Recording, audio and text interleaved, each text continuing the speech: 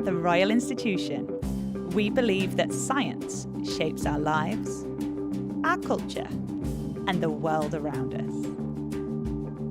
For more than 200 years, we have been creating opportunities for everyone to discover, discuss, and critically examine science through our innovative public events, world-famous Christmas lectures, YouTube videos, and cutting-edge education programs.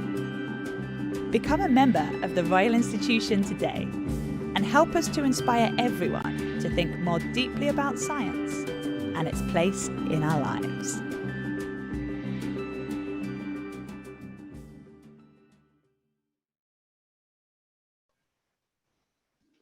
Hello everyone, and welcome to tonight's talk, Data Visualization, Seeing, Sensing, Stimulating.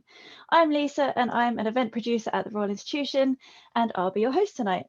A special welcome to our members and patrons. We're especially grateful to you for sticking with us through this difficult time when your support is needed the most. If you weren't already aware, absolutely anyone can join the Royal Institution as a member. It's a great way to show a continual support throughout the year, and you get to keep up to date with what we're doing, and you also get the occasional behind the scenes access as well. For those of you that have been with us and haven't joined us in January yet, you may notice that we're on a different platform tonight, so hopefully the viewing experience is a lot better. I'll be collecting questions as usual from the chat throughout the evening, so if you do have any, please do add them there and I'll relay them to Valentina after the talk. You can also just say hi if you want to, or if some people find the chat distracting, so you can just pop the video onto full screen and ignore it completely. But we appreciate the highs, so yeah, pop in. Tonight's stream is free for everyone to watch, but like many people, charities and organizations, COVID has hit us quite hard financially. So if you can spare the suggested donation of £10 or more or less if you can, you'll be helping to ensure the Royal Institution's future. We're coming into our 222nd year of existence as a science education charity, and it would be rather nice to keep going for a couple more years. Thank you to all those that have donated already. We do see your messages on the Just Giving page. Some of you tell us which events you're linking it to as well, which makes it extra good. So thank you. If you haven't, you can search for the Royal Institution Just Giving, or you can follow the link that we'll post throughout the chat during the talk.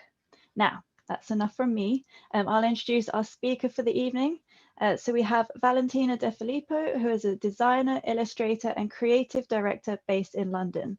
Valentina enjoys working with public organizations, startups, agencies, and global brands. After leading the design team at Signal Noise, a data design agency part of the Economist Group, she recently returned to run her own practice full-time. Pursuing imaginative and compelling visual language, her practice focused on information design and data visualization, and her work takes many forms, from theatre productions and exhibitions to editorial content and interactive platforms. In 2013, she published The Infographic History of the World. The book is a result of a collaboration with data journalist James Ball. It's available in 9 different languages, and it's the first attempt to illustrate history and human evolution through data visualization and infographic storytelling. Valentina's artwork has also become part of the permanent collection of the largest anthropological museum in Austria, the Weltmuseum Wien, which I hope I said correctly. So we're very excited at the RI for this to happen tonight. So without enough from me, I'll pass over to Valentina. Thank you. Thanks, Lisa, and thank you very much, everybody, for connecting with me tonight. I'm humbled and very grateful for this opportunity. I'm really excited, almost if I had all of you in front of me. Despite being here in my home office in East London, I do feel the buzz and the energy, and trust me, I'm really, really excited. It's a great opportunity to be able to share my perspective working with data as a designer, communicating story in perhaps unconventional ways, or less conventional, let's say. And I would like to share with you my experience as a data designer, as well as share with you what we can do when we visualize data. So before I go into the actual meat of what we do when we visualize data, seeing, sensing, and stimulating, I would like you to come with me on a journey. And we start this journey from this landmark, a site not far from the Royal Institution in the center of London. This is a water pump. It's actually not a real water pump. It's a replica of the original incriminated water pump that in 1854 caused a cholera outbreak, killing hundreds of people. So I'm taking you back in time to the 1800s. Cholera arrived in Britain, and this map shows the extent of the pandemic across the country. As we can see, the dark areas are cities, and they are the hardest hit. People wanted answer, and in the world of 1850s, cholera was believed to be spread by miasma, bad smelly air. Germs were not yet understood, and the sudden serious outbreak of cholera in Soho in London was obviously important, and people started to really pay attention and try to come up with answers. Some try to get the best data communicated in the most compelling way to support those answers and to support the theory or the beliefs of the time. Here we're seeing William Farr, a statistician of the time. This shows how the outbreak, the blue line, peaked in the summer months. Hot weather equal smelly air, and therefore was kind of like a reinforcement for the miasma theory. But it was John Snow, no, not this John Snow, but this John Snow, a physician of the time, they came up with a unique approach. He conducted a lot of observation with patients for months, and he started to realize that perhaps the cause of the disease was linked with drinking polluted water. And why that? Because he noticed that all the victim actually did consume water from a specific well. And he did something rather special. He mapped the cases during the outbreak in Soho and the water pumps. And by seeing the locations of the deaths and the waters, we can see something quite interesting. So let's zoom in a bit more into this map. Each death is represented with a black line, and its place where the person lived. And the pumps are represented with a black circle that I'm highlighting here in blue, so they stand out a bit more. And we can clearly see a concentration of cholera victims around Broad Street water pump, right there in the center. You see that there are lots of black lines. But if we observe a bit more closely into this map, we might see something isolated from the outbreak. The corner between New Street and Broad Street doesn't have any cases. So if we dig a bit more into this visualization, we actually read that there is a brewery in there. Well, none of the 70 people working or living in the brewery developed cholera, far different from the immediate neighborhood. And why is that? Well, John Snow actually observed that most of the people were either drinking water from a private well maintained by the brewery or just consuming beer. It's London after all. So anyway, to cut a long story short, although John Snow theory didn't or met some disbelief, he convinced the London authorities to turn off the pump by removing the handle. And this is why even the replica that is telling us about the story doesn't have a handle. And it resulted in immediate decline in the number of cases. Now, fast forward 170 years, skipping a couple of pandemics. Here we are again with COVID-19. And the virus has been detected in nearly every country, as this map shows. And as of this morning, those are the numbers. The virus is sickening almost 94 million people. And according to the World Health Organization, as of this morning, there were at least 2 million people that died globally because of the pandemic. So data and data visualization have become again key in trying to understand and provide answers to these complex dynamics. If we are Googling COVID, the first thing that we see before any written explanations are trends, charts, stats. And the range of visualization that we've seen in the past months is really unprecedented. Our social media and news feeds are inundated with infographics, infection heat maps, chart depicting transmission rates, death count, geographical spread, the impact of the lockdown, and now the vaccine count. We've seen an incredible effort from researchers, scientists, journalists, designers, really coming together to overcome the limits of the data.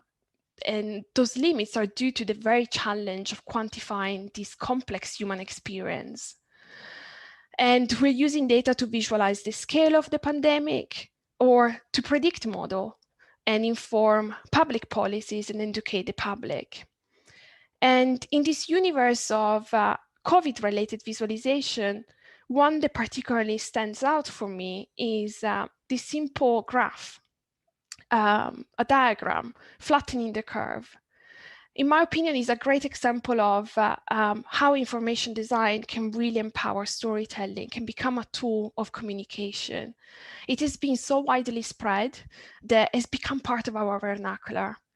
It's simple, both visually and verbally, and articulates so well why we need to take protective measures, because we want to spread the cases in order to protect the healthcare system. So if Snow's map is a great example of how data visualization can become a tool for problem solving to connect numbers, identify insights, and offer solutions, or in other words, to innovate, I believe that this second example, more modern, flattening the curve, is a great example of an information display that really can empower storytelling and can inform a wider audience. And I think that these are the two main purposes of why we represent data in a visual form. On one side is the problem solving, and on the other side is the communication. And the two purposes are interconnected. In fact, if we're thinking about problem solving, very often the main step of solving a problem is to all agree on the data, on the problem, on how to interrogate the data, and the representation of it in the way that we're communicating it is really crucial. So tonight we're going to be talking about data design, which sits at the intersection of these two disciplines, science and art. And I'm talking more broadly about data design and not just data visualization, because what I do when I design with data can really take different forms, from charts to infographics, interactive dashboards, or physical experiences. And the space that we work in is really connecting two human methods. So if science is our quintessential human method to try to manage and control the chaos of the world, I believe the art is our more emotional response to the chaos and uncertainty of the world. And the way that we join these two together when it comes to data design is through visual storytelling applied to data and statistics. And data becomes like the raw material to base our stories on. So how do we bridge these two together? Well, we take advantage of visual intelligence. We are all visual thinkers, which means that we have an innate ability to generate, store, retrieve, transform visual images and sensations. When we're looking at a bar chart, we're not looking at it just with our eyes, but we're looking at it with our brain. When visual information leaves the retina, it's sent to our brain, and there is processed. And we want to really engage our brain, both from a pre-attentive processing perspective, as well as an attentive method, which means the fast and the slow systems that our brain work with.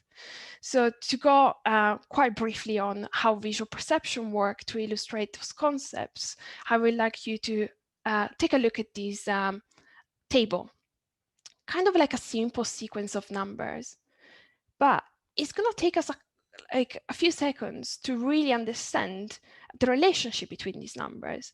And The reason is because we need to tap into our slow system, the analytical brain, to calculate the difference between the number and understand the relationship. However, if I'm showing you the same numbers in a visual form, in this case, a column chart, our brain is engaged in a fraction of a second. Our visual cortex can detect these patterns and see an increase, a decrease, and also the magnitude of these changes. It's pretty incredible. We are carrying with us this visual processor that is incredibly powerful, which is our visual cortex, and it's really, really fast. And even young children can see the difference in color, contrast, length, width in an effortless and subconscious way. And for the reason that a visualization is a powerful visual exercise, because it takes advantage of our pre-attentive processing. And knowing that we have those visual attributes that our brain can make sense of, then we can actually organize the data in a visual form so it communicates to our brain what we want to communicate, what we want our brain to see, by grouping things, by making things move, by making things larger, smaller. We can draw people attention and we can create a visual hierarchy. What we see here is the list of all the pre-attentive visual attributes that our visual cortex is able to quickly spot. And the person that knew how important visual perception was this guy, William Playfair, who in his notes wrote, "No study is less alluring or more dry and tedious than statistics, unless the mind and imagination are set to work." You might wonder, who is William Playfair? Well, is regarded, among many other things, to be the father of these charting techniques, the line charts, the pie charts, and the bar charts. Conventions that we're using still nowadays after a few hundreds years. But visual intelligence can do much more. Before the invention of charting convention, we've made sense and tried to communicate the complexity of our world in a visual form.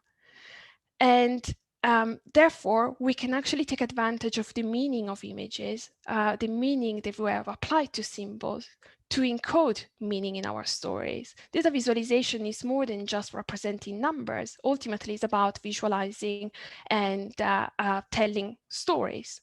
So we want to take advantage of our visual cortex in the way that it reads patterns, but also the way that we can read meaning into images. Millennium before written language, we have employed images to communicate. Think about cave painting, or the first properly coded written system, hieroglyphics, were pictograms. And this is not just innate to civilization, it's actually innate to each and one of us. As children, instinctively, we make sense of the world visually before we're able to communicate. And we can draw and encode what we see around us before we can write. These are the drawings in response to a project that I did a few years ago when I was investigating gender stereotypes in illustrated books for kids.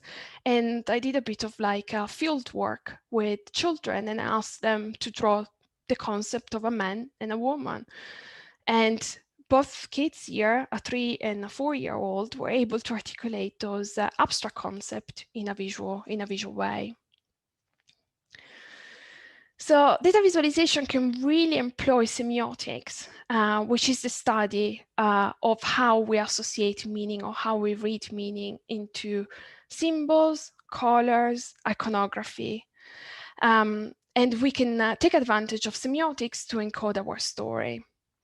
But we must draw an important observation here, that if our pre-attentive system can read these pre-attentive attributes, or these visual attributes, the way that we drew these 4 lines in a different way, in a universal way, when it comes to the meaning of symbols, especially of things that are far from what they represent because they've encoded some sort of meaning that we've learned, those are very much dependent on the society.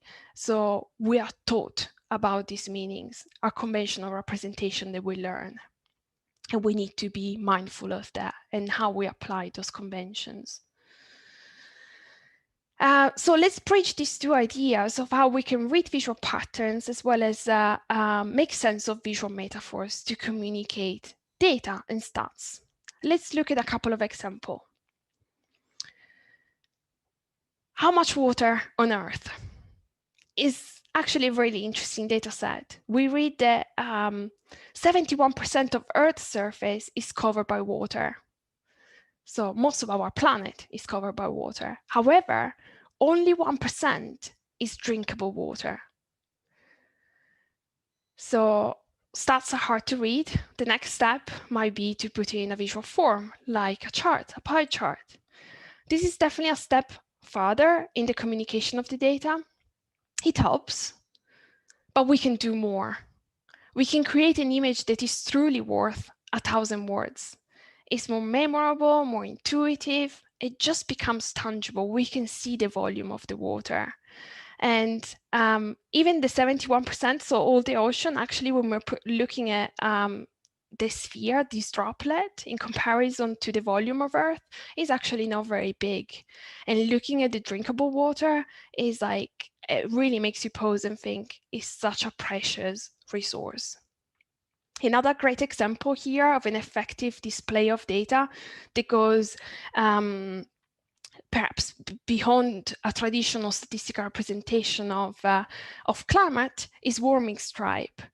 That represents the global temperature change from 1850 to 2019. Was created by Ed Hawkins, a climate scientist working at the University of Reading, who explored the visualization of the same data in many, many ways. And finally, in 2018 or 19, came up with this chart that it's been incredibly popular because it really engaged our visual cortex in an immediate way. Straight away, without the many details, we know what's going on. We can read time and we can read temperature and how the temperature is increasing.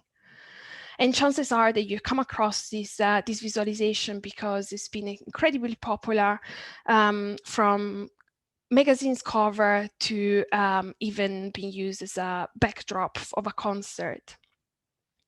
And I would say that if people are even embracing it to a point that they wear it, it's done something really special. And well, if you're not into the dress type of data-driven product, then you can go online and you can find all sorts of gadgets or personal items with this visualization. Why so successful? Well, I believe that is because it moves away from the conventional data visualization language of this data.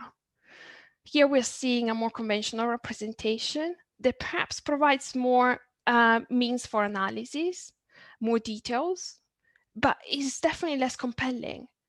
Can you imagine this chart being used as a backdrop of a festival? Probably not. Warming stripes paints a picture, and it really borrows the language of art, of becoming more emotional, more intuitive, more human. And in a way, similarly to color field painting that you're seeing here, it kind of like strips out all the distractions and uses only color to convey meaning. Now, let's move into my experience working as a data designer, so moving among these two disciplines of science and art. I would say that I wear different hats when I'm navigating the two. I'm the explorer when I'm trying to extract the story and see the insights of the data. And thinking about the purpose and the audience, I need to find a way to communicate these stories. And in the case, I become a guide, where I want to create an effective display that connects the data, the stories, with my audience and really opens their minds to the message and reaches their heart. I'm a designer that works with data as a creative material.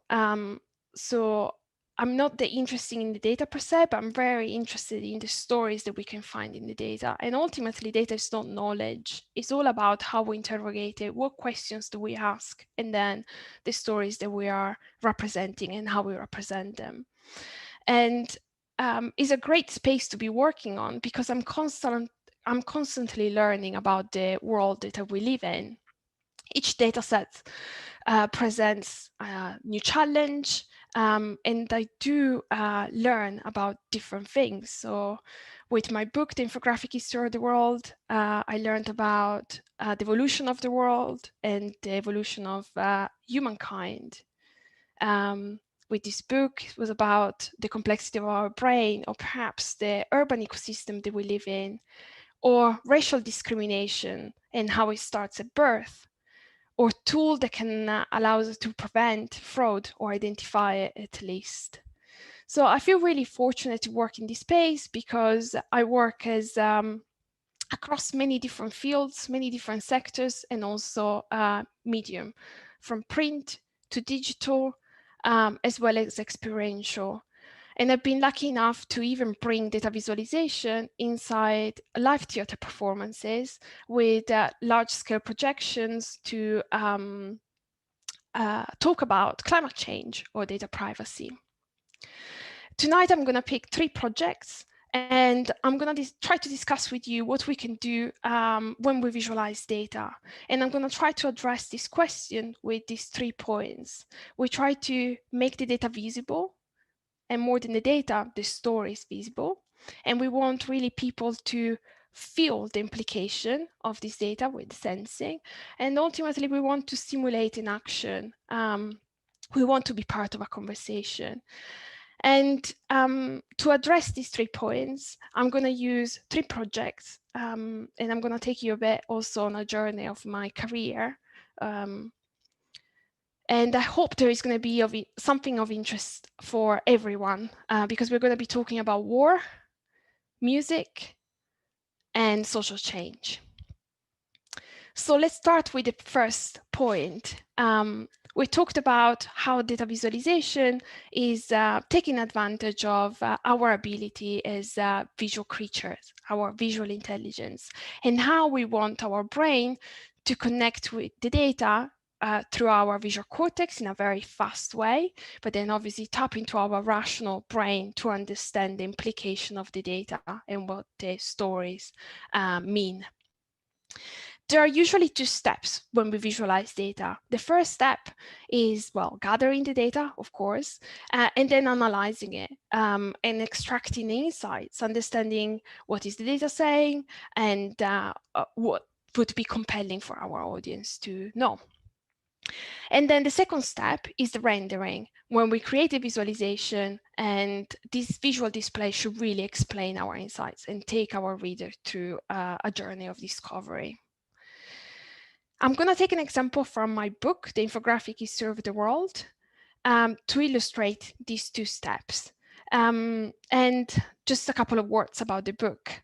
So this is a collaboration with data journalist James Ball, and it was our attempt to narrate history in an unconventional way through 100 infographics. We looked at prehistory to the modern world. As you can see, there are 4 chapters, and they evolve in the look and feel to kind of mark the passing of time. All of these 100 infographic started with a simple question. And for the specific of the infographic that I'm going to be discussing with you tonight, the starting point was this: how do the world's conflicts compare?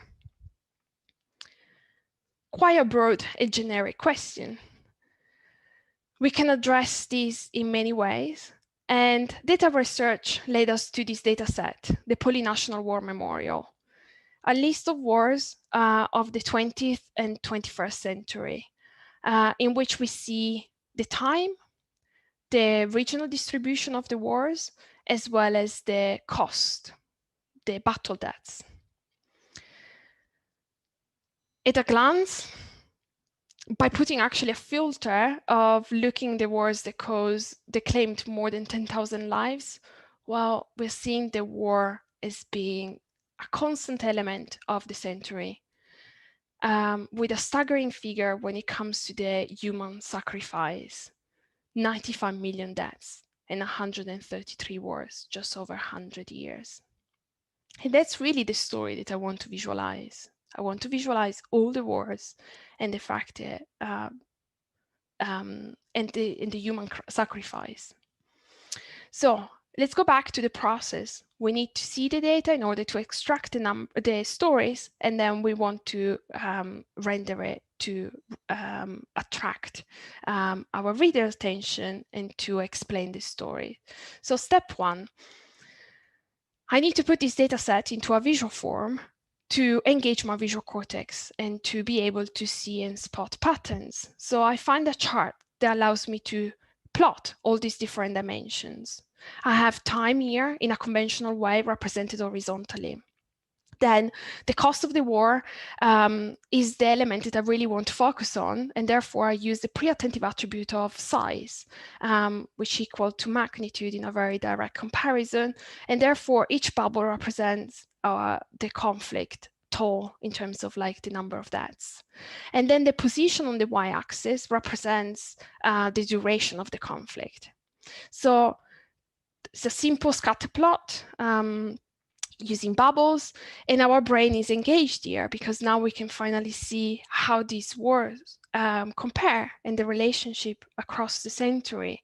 We see two main conflicts on the first half of the century, and there are two outliers, I would say, in terms of the size. The Great War and the Second World War caused a lot of destruction, many deaths.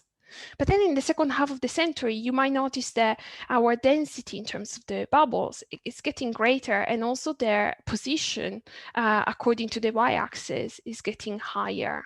It means that there are more wars lasting longer. And there is an outlier in terms of the duration. One war that's been going on for 6 decades that is making my vertical axis really tall. And that's Israel and Palestine. So one more step in the processing, I try a log scale here because I want to spread out the range of duration between 1 and 15 years, where I have the most density. There are lots of bubbles overlapping, and then I just want to spread them to see them individually. But I know that by doing that, I'm skewing a straightforward representation. This is pretty much as far as I go in terms of like seeing the data in an exploratory manner to find the story. And to me, the story is really like, I want to visualize all of these wars, and the pattern, the fact that actually in the second half of the wars, we see more of them is very interesting. So we go into the second step when I'm thinking about how am I going to encode this data set to be part of a series of 100 infographics, and I can't create possibly 100 bar charts or 100 bubble charts. So I look for inspiration and I try to think deeply about what the data stands for. I usually find my inspiration or the references I use in science, nature, art, popular culture. I look elsewhere, not in the data viz field. First of all, because you want to do something unique, but second, because what you're representing is not data. So looking at data visualization doesn't usually help. What we really want to think is about the story that the data is narrating. And in this case, is in photography and popular culture that I find the inspiration. This field of poppies becomes a metaphor that I can use to encode my data. And when I see this image that recalls in my mind in Flanders Fields, I can click and I can join these two together because I know the shape of the data. I go back to the drawing board, and now I've got a new visual element that I didn't have on the scatter plot. is the stem. So I'm thinking, what if I use the stem to actually draw duration both horizontally on my timeline, but also vertically?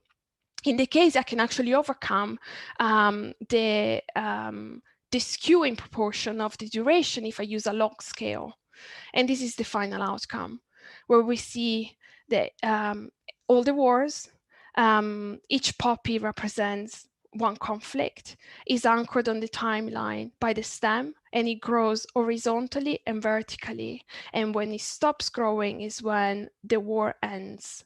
And there we see the size, the toll of the conflict, the human sacrifice, with the symbol of commemoration that is the poppy. And I guess, like, even if you don't understand the poppy as a visual metaphor, because you might not be familiar with it, the book has been printed and distributed in different countries. It's still been a visualization that resonated because it borrows, I believe, the rhetorics that we use in poetry, like the oxymoron. That was the basic of in Flanders Fields. There is a striking opposition of life and death that when you see this image, you kind of like stop, and there is a bit of dissonance, right, between the appearance and the content. It surprises you, it makes you pause, it makes you stop, it makes you take it in. So one more thing actually on this one. Due to the nature of the outcome, it needed to be contained in the sprite of the book, and I couldn't possibly label all the words. And that was kind of like a pity, because I did think that all the words needed to be labeled in a way, but it was practically impossible to fit all the labels. So a year after the book came out, to coincide with the centenary of the Great War, I decided to launch an interactive experience proposing the same visualization, but in an interactive form. I take the users through a brief introduction of the poppy being actually adopted after the Great War as a symbol of commemoration. In fact, the Great War was dubbed to be the war to end all wars. And then as a user, you're dropped into this interactive landscape that allows you to really dig into the data and to see different stories. With a more kind of like user-driven experience here, you can really see what you want and what will resonate with you, whether it's reading the data or the story attached to each individual poppy, or perhaps compare different regions. Here you see developed countries, Europe and North America on the right, and the rest of the world on the left. And I guess like this visualization went viral and resonated because, in my opinion, really bridged these two fields of science and art. So it still, in an accurate way, represents all the data in a kind of statistical form, but it really borrows the language of art to communicate and to create a deeper connection and a deeper meaning. And I believe that what it creates is really empathy. So it's not just about seeing with the eyes, seeing with your brain, with the mind, but really with the heart, to create a bridge into the stories that we're representing and making people feel the data and getting a bit closer to the data that we're representing. So I would argue that in our process, when we are visualizing data, there are not just these two steps: processing, so analyzing the data, rendering, visualizing it, but there is the next step is really the experience, the sensing. When we're trying to visualize the data set, we might rush to just go into whatever is available to us because of the tool that we're using is giving us a pie chart or a bar chart. And that might be enough in terms of like rendering the data, but that doesn't mean that our job is complete. Because if our audience doesn't actually understand why one bar is longer than another, or why some things have drastically changed, increase or decrease, then we're not really communicating effectively the data in the story.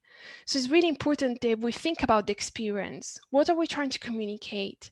And are we doing everything that we can possibly do when we're rendering this data in a bar chart? Do we need more label? Do we need to change the color of one bar to really make sure that our readers are getting closer to the data and to the stories? And in a way, we want to strike the right chord and make people really feel the data. And when I'm talking about sensing, I'm not talking about touching in a literal sense, but really like making people sense the implications. And I do think that data visualization can offer a lens to experience the world in a different way. So oftentimes we think about this process in a linear way when we go from a spreadsheet into a visualization that, if it's done really well, can become an experience, a communicative experience. However, I would argue that data and the stories that we're representing, they're not contained in a spreadsheet. The data is just a placeholder for something else, for our world experiences, for our human experiences. So if we're thinking about data visualization as a tool, as a lens to see the world, then we can really adopt it as a way to extract meaning from any experience. So what if we start from an experience and we use data visualization to extract the data, to process it, and then to propose it and to offer a new snapshot and a new experience to have a deeper understanding of the starting point. So yeah, data is information that is found all around us, in where we go, what we consume, touch, watch, or hear. And design can become a tool to make the invisible visible, to render the unseen. So in the next project, I would like you to take you on a journey of what we hear, imagine, and feeling while we're listening to a song. And this project is called Auditives. It's a visual deconstruction of David Bowie's famous Space Oddity. It's a collaboration with a data researcher and musicologist, Miriam Quick. And it deconstructs this iconic piece of popular culture, Space Oddity, giving form to what we hear, imagine, and feel while we're listening to the song. And the genesis of this project was this question: what would music look like through the lens of data visualization? A bit of context: why David Bowie, why Space Oddity? Well, when the artist passed away, I was kind of like drawn to think about his work and the way that he inspired me. And I really wanted to use my craft, data visualization, to celebrate his work.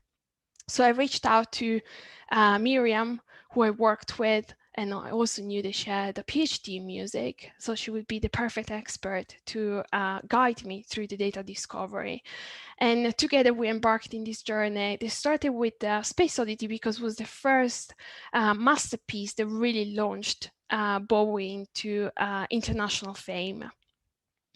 And really, our ambition was, can we use data to understand better his craft and to come back to the original song with a deeper understanding, with more knowledge, if you want. So this song is spectacular, is rich in cultural connections, is about an astronaut, Major Tom, who goes into space and never comes back. Also bear in mind, when his release is 1969, man is just about to land on the moon. And it was not a surprise that the BBC refused to play it until the Apollo 11 astronauts had safely returned. Not just that, according to David Bowie himself, the true inspiration was seeing Kubrick's film 2001, A Space Odyssey. He actually watched the movie several times, and he said that he was stoned out of his mind, he was tripping when he came out with the first few lines of the lyrics. So I was extremely excited to actually dig into the song and see how Bowie pieced it together to become this beautiful experience. And Miriam really helped in terms of like bringing our expertise, our scientific approach to deconstruct the music. We collected data from a musical perspective, but also interpretative and emotional. So there was a lot of like listening to the song on repeat, and we're still not sick of it, which is obviously a really good sign. At the outset of the project, I tried to identify a way to create a system that allowed us to then codify all these insights that we were gathering. And the medium of the vinyl or the LP helped me to kind of like navigate the many choices that I needed to take. So if you're thinking about the vinyl and how it worked, obviously it was the way that the song was distributed when it was released. But if you're zooming in into the groove, those are actually data visualizations. They were just not designed or devised to be seen by our eyes, by our brain, but by the needles of the record player. So I thought, what if we could expand these grooves and show the different layers of data through data visualization or infographic storytelling? And I got really excited. So we tried different materials, and then we actually use acrylic to engrave the data visualization in these data sculptures that resemble the LP. Here you can see that the system is based on mostly on time. That becomes the connector between the time visualization. Time begins at 12 o'clock and it goes around the record. So this length of the song, one turn, one spin around the circumference. And each record contains one layer of our deconstruction, from the narrative to the texture, the rhythm, structure, the lyrics, melody, trip, and emotions. And I'm going to share a couple with you just to kind of like show you the type of stories that we found. So starting with the most obvious element, the narrative, we tracked Major Tom's trajectory from Earth. We're seeing here a very sober representation of where the two characters are. Ground control is next to the center label, and is depicting with solid white for when he's talking and shaded instrument for when he's when there is shaded lines for instrumental sections. While Major Tom is the spiraling line, and again there are the two vocals and instrumental sections. There are some kind of like dotted lines that connects the two, as you can see here, and those are the attempts to call each other. And we know the story because the two are talking. We know and we can track where Major Tom is because he's reporting back to ground control his distance and where he is. And the dialogue between the two characters is really the key element of the song. It reminds us of radio transmissions, and when dissecting actually the grammar of the dialogue is really informal, memorable. There is a lot of repetitions. Think about the tin can, the lift off, the countdown, short sentences, quite a lot of repetition. And it's almost like that we could be listening in on to kids on walkie-talkies. And I don't know, I didn't know this, but the song was written to be a duet. But in the end, Bowie performed both roles. Of course, he was an amazing performer. So he opposed a more low baritone pitch for ground control commands. And then Major Tom has a higher, wide-ranging melodies. And each instrument plays a role in narrating the story, and it really becomes like a balancing act between the more traditional orchestral instrument and the now vintage synthesizer. There is, when we're looking at all the instruments used, there is a tension between the past and the future.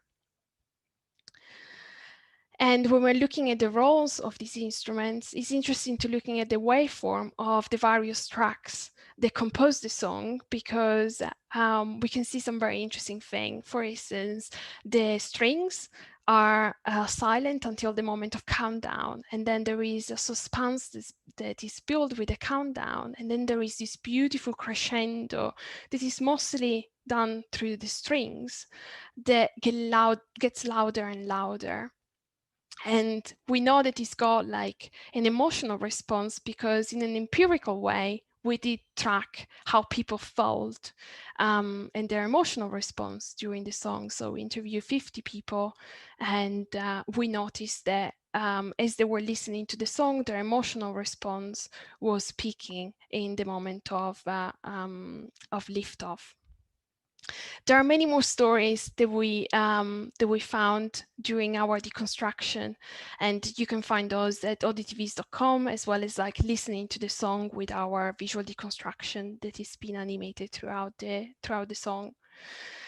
So to wrap this this project, it took months of exploration and many hours of listening to the song on repeat. So definitely as creators, we came back with it to the initial experience with a much deeper understanding of Bowie's craft. We were incredibly impressed and inspired. And really in our exhibition, that was the outcome of this project, we invited the public to take this journey with us, to see the invisible and try to give form to the music, to come away with a deeper understanding of the song and the masterpiece. And if we're thinking about data visualization as a lens that allows us to process through the rendering of an experience and extract new data and then piece it back together to communicate a deeper experience, then we can really use it as a tool to understand the world that we live in, any experience, because we can actually extract data from anything. And in this process, I would say that we should add this third element. We're not just creating an experience when we're visualizing data, but we're trying to really create a shift.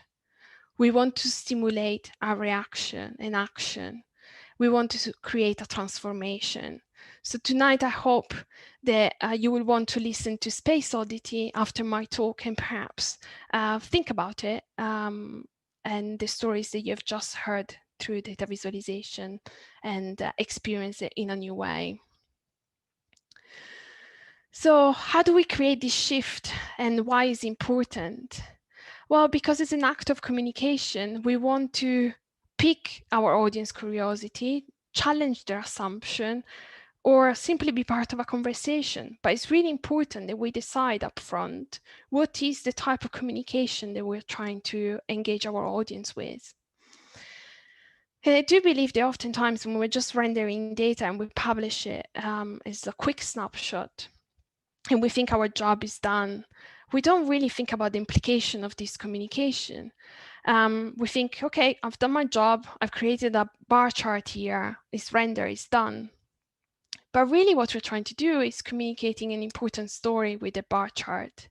And the bar chart is not a conclusive answer. It is possibly just the best possible understanding that we have at the moment in time of the data set. So data visualization comes with a lot of arrogance, if you want, when it presents itself as a conclusive answer. And I do believe that what we do when we're creating these data snapshots, just a snapshot of the reality that we live in. So they should really be the beginning of a conversation. And I see data as a vehicle to explain our human experiences, even if it provides evidence of our theory and so forth. We should really engage in this act of communication with a broader perspective, and really thinking that the process that we've taken, where there was like the data collection, the way that we have analyzed it, the way that we have interrogated the data, capture our own bias, our own understanding of the subject, and how to frame it, how we encode it, how we visualize it. Obviously, they're all decisions that the creators take. And they come with limitations, right, in totally representing the full complexity of the world. So I would like us to think about really the limitation of what we do when we're visualizing data and portraying the world that we live in. As a Belgian surrealist René Magritte made us rethink about our ability to truly capture reality with this painting by drawing or by painting a pipe and saying this is not a pipe.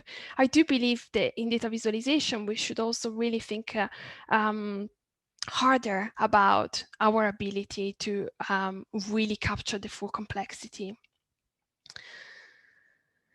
And this is the premises of the next project. The premise is really a limitation, the sober reality of the limitation of the data that we had to fully capture the extent and the depth of the Me Too movement. So we use data visualization in this case to address this question: can social media become a vehicle to foster social change and help reshape traditional views, to create an impression of the shared experience with the hashtag #MeToo.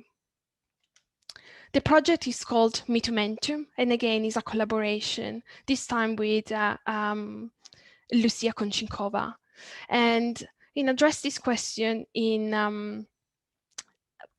of like capturing if social media can actually become a catalyst for social change by looking at a limited amount of data. So in our corpus, as we scraped the API of Twitter, we had about 200,000 tweets after cleaning the data set, which in the full scale of what the Me Too movement has been was a drop in the ocean. Obviously, the Me Too movement has been going on for many years. It was just on social media that it became this powerful international voice that shed a light on the magnitude of the problem. But yeah, it's got like deep roots, and Twitter was only actually one of the many challenges that those voices took hold. But we decided to focus on Twitter because it's where, at the end of 2017, revelation of the scope of Weinstein wrong action really took hold. In response to this tweet by Alisa Milano, many people came forward in an act of protest and really to create change. So we looked at the API and we extracted all these personal stories. And after we had the data, we had a completely blank and a creative block where it was paralyzing looking at these stories. And I was really trying to find a way to unlock the creative process. And here, art really helped me to overcome all these limitations and to also maybe release a bit the weight of the data. So I borrowed the symbol of the dandelion that we find again in popular culture, carrying different meanings. It's often used as a symbol of hope. We blow it and we wish for something to change. And it also captures, in my opinion, these two characteristics of the Me Too movement: is fragility when it comes to the individual voices or the individual stories, but is strength when it comes to all these voices together. And I saw in this visual metaphor potential to paint a picture of the data. So when it came to interrogating the data, I used this metaphor and thinking about how those voices are connected, and really thinking about the science of the dandelion, right? When is in its seeds form, it's got all these points are connected with lines. And I thought, how could I use those to explore different angles of the data set? And we came out with 3 snapshots.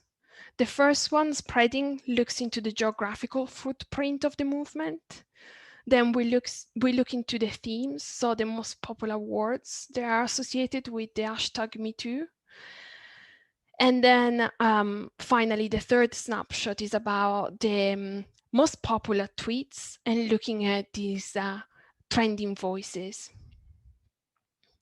So starting with the analyzing the geographical footprint, it's not a surprise that most of the tweets are in North America, in the States. First of all, we're actually just scraping the English hashtag, and the #MeToo is being translated in many different languages. But also, for the first 6 months of the conversation, most of it was in the US. However, it truly reached everywhere. Many countries around the world. So we thought, what could we look in terms of just interesting story? So we plotted the number of tweets, so tweet count, but more interestingly, we thought there was the tweet popularity. So how many times those tweets were retweeted or shared? And we see they actually in many regions where maybe there weren't the many voices, those voices were really heard. Like in Bangladesh, for instance, really sticks out. The second infographic offers a summary of what themes were contained in our data set. We extracted the most frequent terms and we clustered them and colored them by the theme. The center is clearly rooted by violence, sexual harassment, but we also see accusation and solidarity, call to actions, and many of these words will resonate with shock when we're seeing the perpetrators and the victims, as well as like where the violence took place.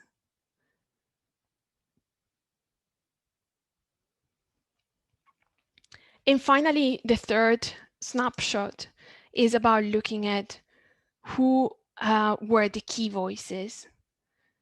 And by looking at just the most popular tweets, the one that had more than 1,000 of retweets, we extracted 1,500 tweets and we plotted them all on some sort of timeline.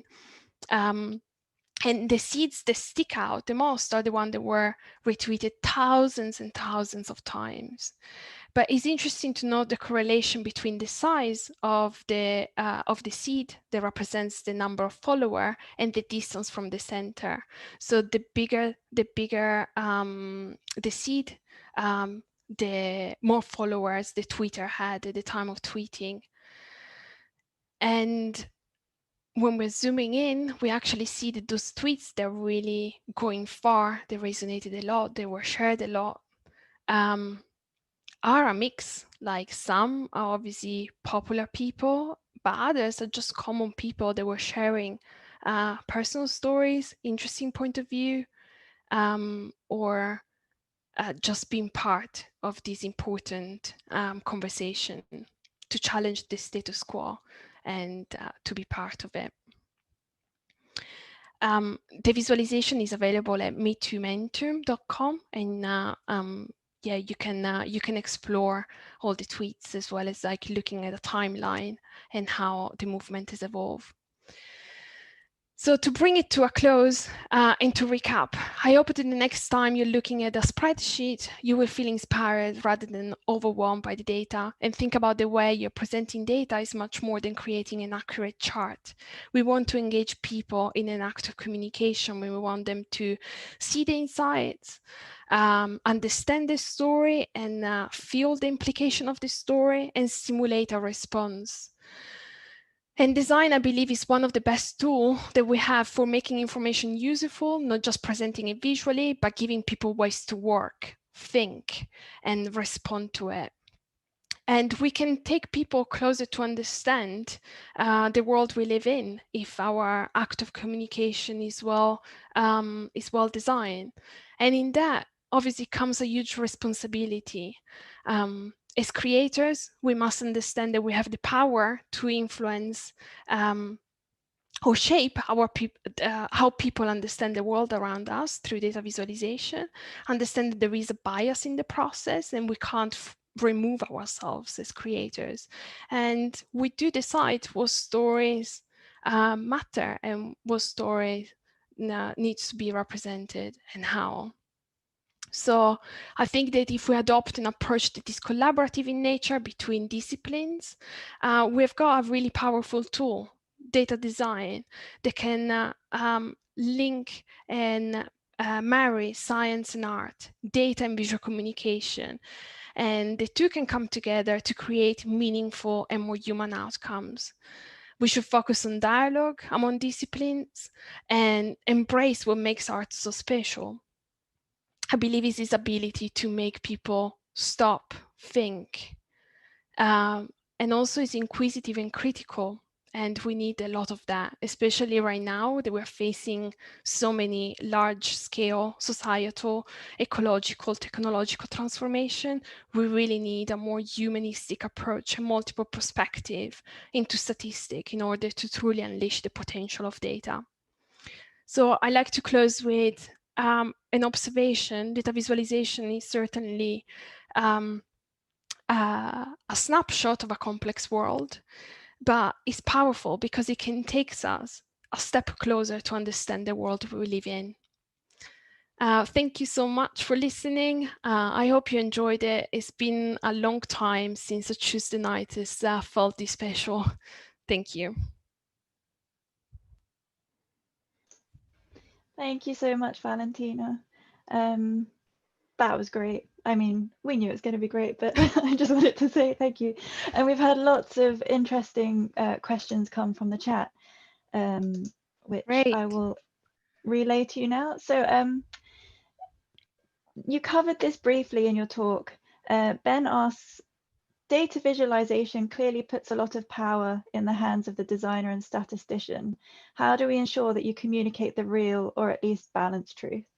Yeah, that's a really good question. It's a really good observation. And I'm touching very briefly in my talk at the end, right, when I'm saying we need to acknowledge that there are so many limitations, right, in the way that the data was collected, the way that we're editing it, the way that we are thinking about how to represent it. And as creators, we put ourselves, our own bias, the way that we understand the subject. So is the system of power, you know, like we have a responsibility, and to ensure that we do a good job, I think is like getting more perspective into the process will definitely help, because the more people are in a dialogue in deciding what matters, the richer is going to be the representation than just one perspective. And yeah, it's just like this humanistic approach, really thinking about the ethics and critically about what we're trying to communicate. It does sound like a lot of, well, like science communication in general, and a lot of work bringing in people from varied backgrounds and Exactly. from like Multiple perspectives. Yeah. Exactly, yeah. I didn't realize the pressure behind data visualization, though. It really is powerful. Yeah, no, there is a lot of pressure. Actually, just as a side story, the night before I launched Poppy Field, I almost pulled the plug. I called my friend, the developer, Nicholas, and I told him, like, I don't think we should publish this, because I knew that the study that the data visualization was based on had a lot of gaps. And it was a study that was quite comprehensive in its own right, but there were things that were still work in progress. As a study, as a collection of different resources, trying to unify these different sources. And actually, death counts when it comes to wars is a very challenging thing, because based on the different eras, based on the different geographies, deaths are counted in very different ways. So I almost pulled the plug, because I felt really the responsibility of, like, this is actually not the full picture.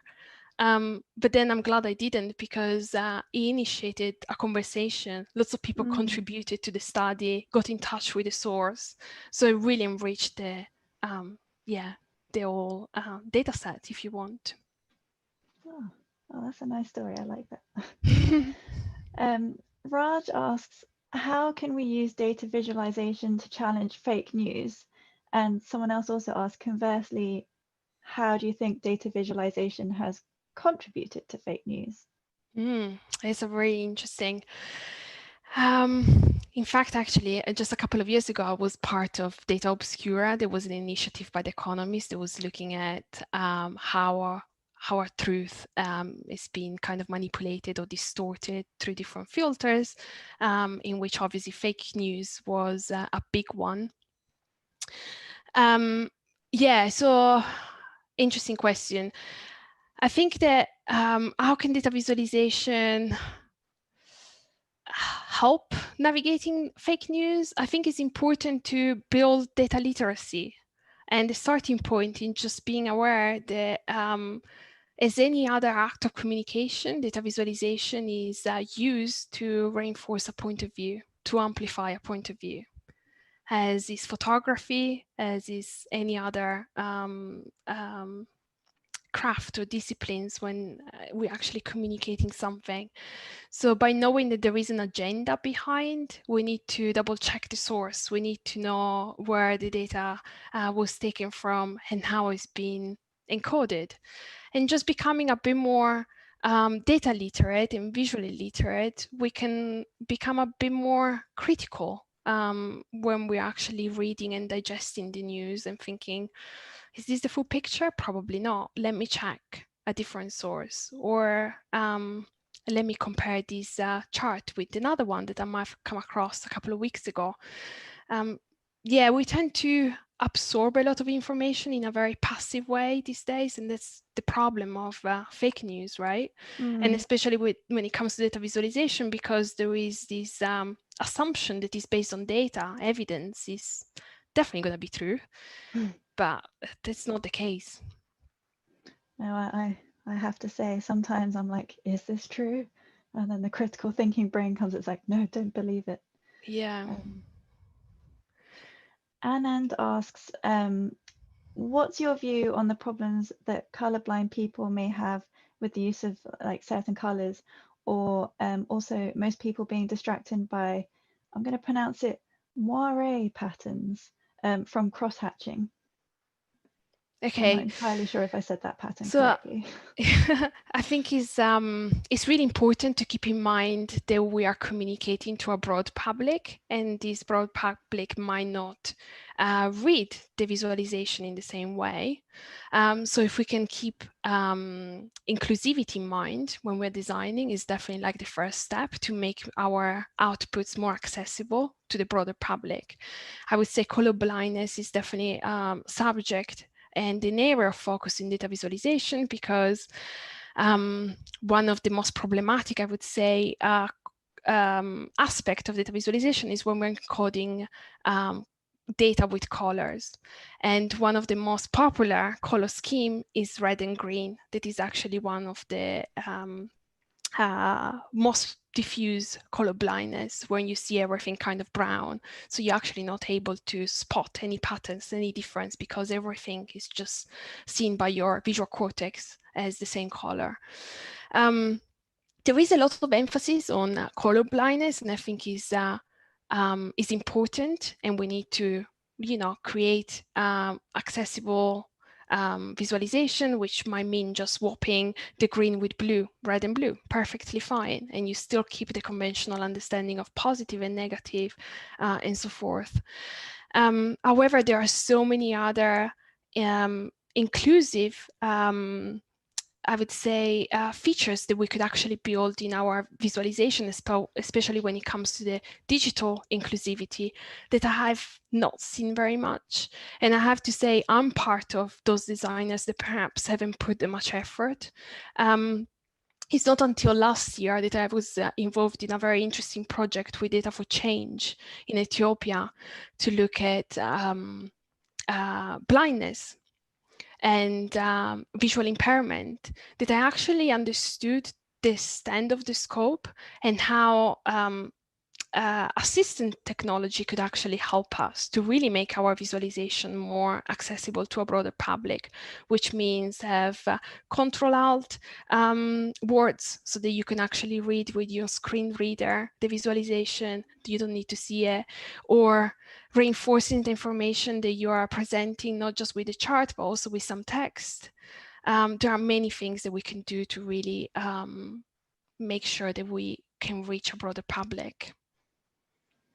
that links quite nicely to because a couple of people have also been asking like if you know of any work that's been done around data like visualization for visually impaired people. Is there anything based on sound or music or maybe other senses that might be involved?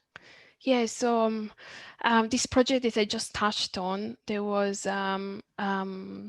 sponsored by Data for Change. It's called See the Blind or Hear the Blind Spot. Nice. And, you guys can go online on Data for Change and check it out. There is also like a nice repository of work collected by Paolo Ciccarelli, that used to be a professor at the University of Milan and now is in the States, in Boston. But it's been curating a really nice resource of soundscapes when it comes to data visualization and bringing data to life through sound. So if you check Paolo Ciccarelli, I don't know if I should maybe type it. I mean, we could maybe Lena, who's in the background, can maybe look it up and put it in the chat, or we can post it somewhere afterwards. I can So, post it here for you. oh yes, and Paolo then we can transfer it over to Ciccarelli. YouTube. Yeah, brilliant. You're all seeing the behind the scenes at the moment. Thank you. S. McNeil has asked, do you take into account the target audience when planning how to visualize the data? For example, a different way for scientists or engineers compared to an audience of the general public? Yeah, absolutely. I think that's the first consideration, right? At the start of the project, I would say audience and the purpose. So who are we talking to and what are we trying to do are really key important things to establish right up front. I mean, obviously tonight I've shared quite unique way of representing data. Oftentimes I'm just creating simple charts like bar charts. It really depends on the audience and what I'm trying to do. Someone in the chat did say bar charts still reign supreme, so people still like them. Of course, and they have a place. Yes, this is true. And one question said, it looks like you really like using nature as your inspiration. Is there any particular reason you think something as complex as nature is a good tool for simplifying data visualization? Oh, I love this question. Yeah, so the first thing that I'm thinking is that probably I'm using nature because it's complex. And the world that we live in is usually very complex. And I do believe that data visualization, although sometimes can simplify things, more than reducing it to a simple data point or to a simple bar, it should clarify it. So I really believe that our aim is clarification rather than simplification. And yeah, the reason why I'm drawn to nature is because it's being used so much in communication. So I'm borrowing what we have actually used before in popular culture in semiotics, in terms of associating meanings to those symbols. When it comes to the poppy, it's obviously a symbol of commemoration that is well understood. When it comes to the dandelion, again, it's got some semiotic meanings that we have become familiar with. And even if you're not that familiar with it, it still borrows some visual rhetorics.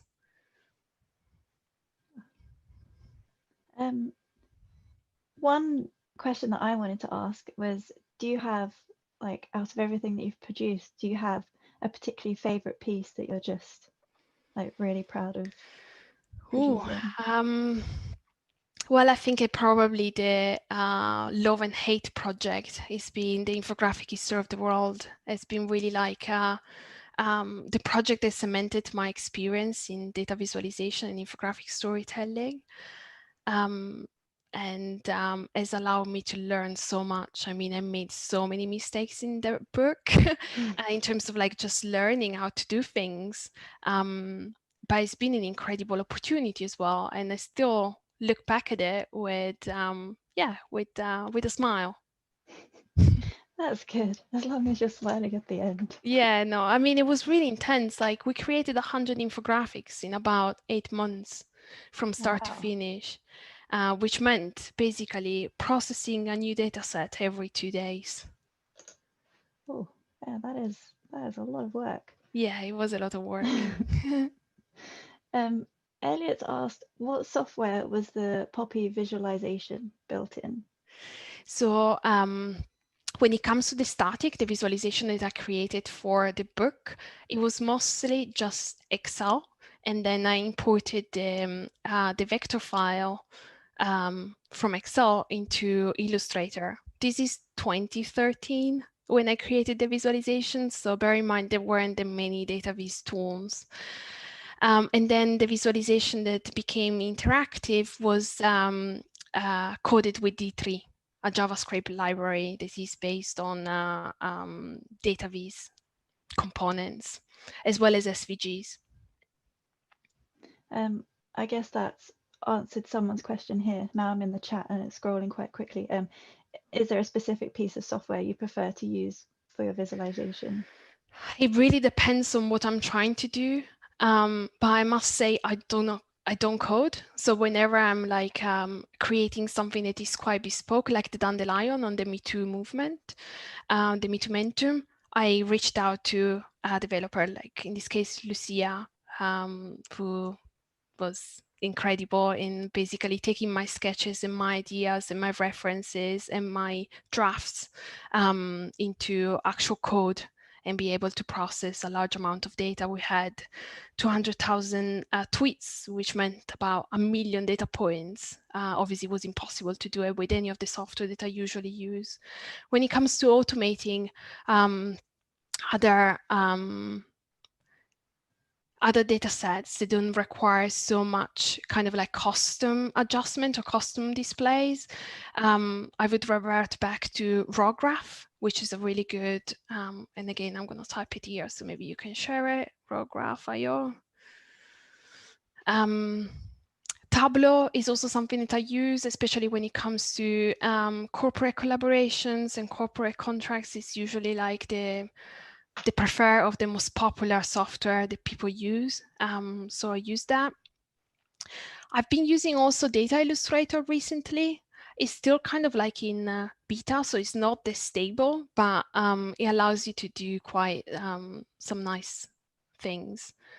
Data Wrapper is also an interesting solution out there. I don't personally use it, but I know that many people find it really helpful. So maybe that's another one, Data Wrapper. I've just stopped.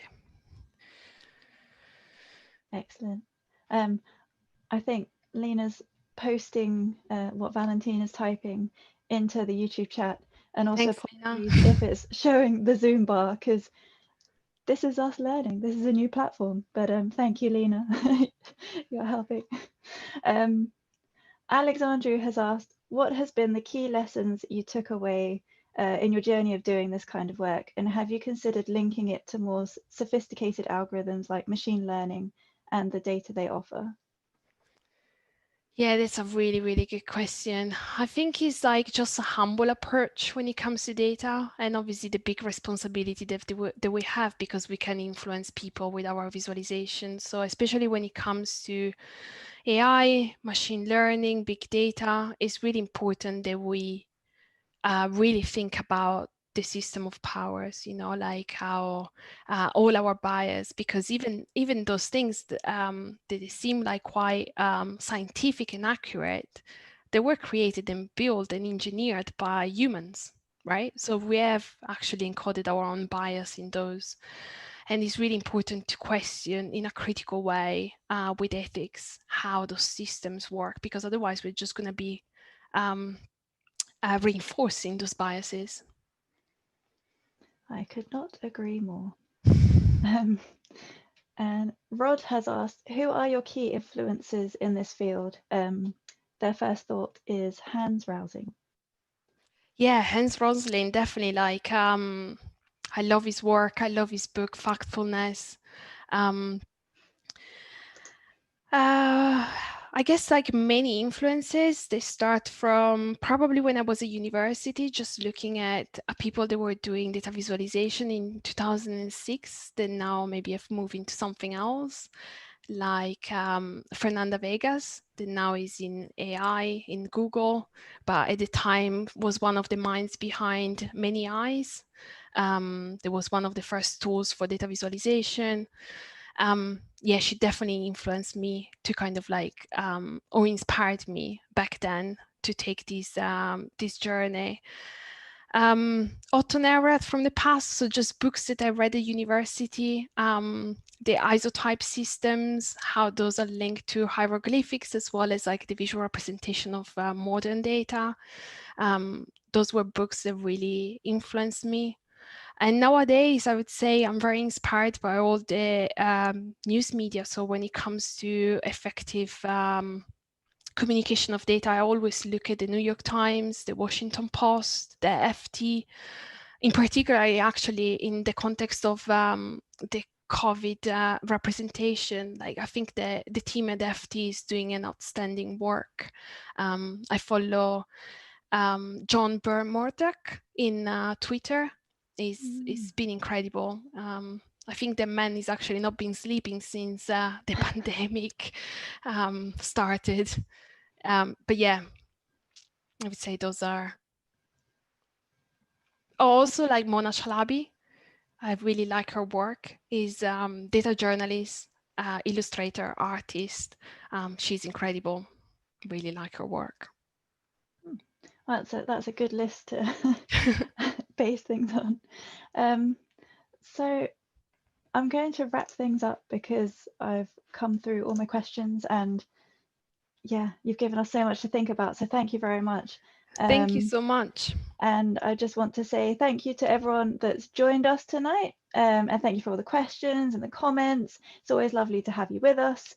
If you can donate to us, then we would appreciate it. The Just Giving link is in the chat. And you can also join the RI as a member or patron if you want to as well. Upcoming talk reminder for you, Martin will be back here on Thursday. I say here, he'll be in his own house, but you get what I mean, with Brian Christian, who will be talking about his new book, The Alignment Problem.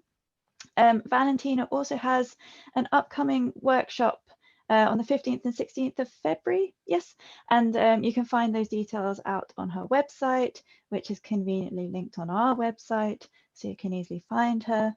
And that's it from me. I just want to say thank you very much, Valentina. It was an excellent talk, a great like science and art collision. Thank you so much for joining us. Thank you so much for this opportunity, everyone. And thanks everybody. Thanks for joining.